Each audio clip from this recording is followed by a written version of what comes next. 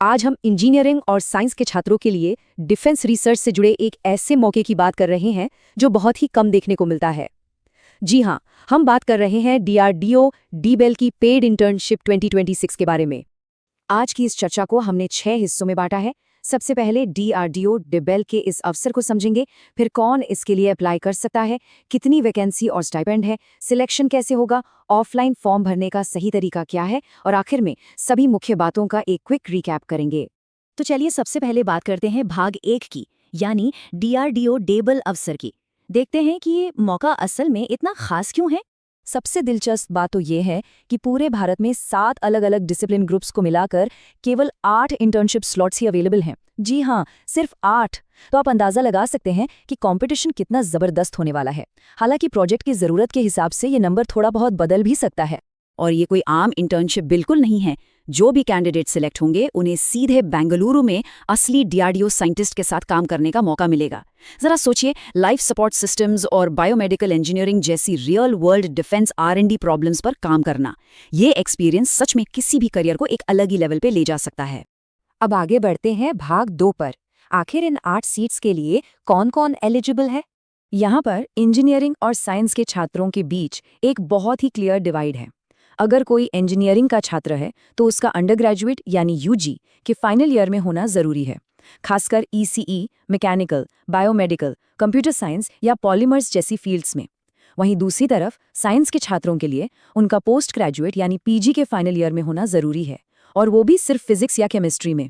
एक और जरूरी बात, डिग्री पूरी तरह से फुल टाइम होनी चाहिए, जो AICTE या UGC से अप्रूव्ड हो। डिस्टेंस या पार्ट टाइम वाले कोर्सेज यहाँ नहीं चलेंगे। लेकिन सबसे अच्छी खबर यह है कि यहाँ कोई एज लिमिट नहीं है, कोई न्यूनतम या अधिकतम आयु सीमा नहीं रखी गई है, और PWD कैंडिडेट्स भी बिना किसी झिझक के अप्लाई कर सकते हैं। चलिए अब भाग 3 की तरफ रुख करते हैं। बात करते हैं वैकेंसीज और उस चीज की जिसका सबको इंतजार रहता है, यानी स्टाइपेंड।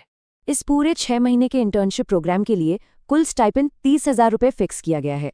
अगर हम इसे महीने के हिसाब से देखें तो ये प्रभावी रूप से लगभग 5,000 रुपये प्रति माह बनता है। लेकिन ध्यान रहे, ये पैसा हर महीने नहीं मिलता।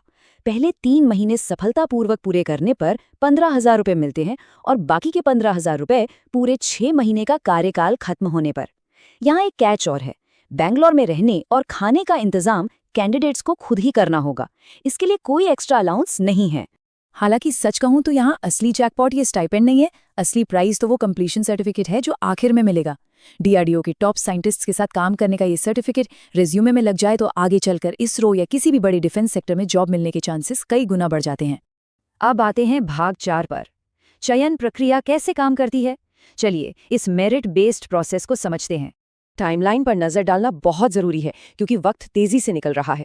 आवेदन 31 मई तक पहुंच जाने चाहिए। 18 जून तक शॉर्टलिस्ट हुए कैंडिडेट्स को बता दिया जाएगा। इसके बाद 1 जुलाई के आसपास इंटर्नशिप शुरू होने की उम्मीद है, जो दिसंबर तक चलेगी।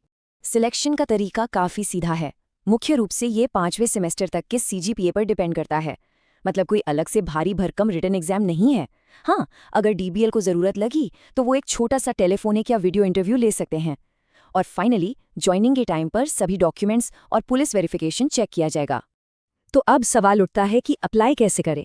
भाग 5 में हम इसी बेहद सख्त ऑफलाइन एप्लीकेशन प्रोटोकॉल की बात करेंगे। आज के इस डिजिटल जमाने में भी आपको जानकर शायद हैरानी होगी कि इसके लिए अप्लाई सिर्फ स्पीड पोस्ट के जरिए ही करना है। कोई ऑनलाइन पोर्टल नहीं, कोई ईमेल नहीं।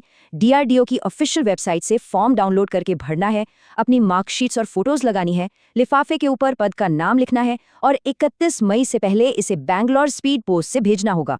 कोई भी गलती हुई तो फॉर्म रिजेक्ट हो सकता है। चलिए अब भाग 6 पर चलते हैं। इस पूरी चर्चा का एक क्विक समरी या चीट शीट देख लेते हैं ताकि कोई भी डाउट ना बचे। स्क्रीन पर दिख रहे इस टेबल में सारे अहम पॉइंट्स हैं।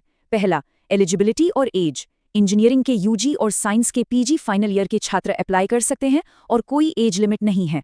दूसरा, वैकेंसी और सैलरी। 8 स्लॉट्स हैं और कुल 30,000 का स्टाइपेंड है। तीसरा, सिलेक्शन प्रोसेस। ये पूरी तरह से CGPA की मेरिट पर है, कोई रिटन एग्जाम नहीं होगा। और चौथा, एप्लीकेशन फीस और लिंक। फॉर्म बिल्कुल फ्री है, बस DRDO की साइट से डाउनलोड करें और स्पीड पोस्ट से भेज दें।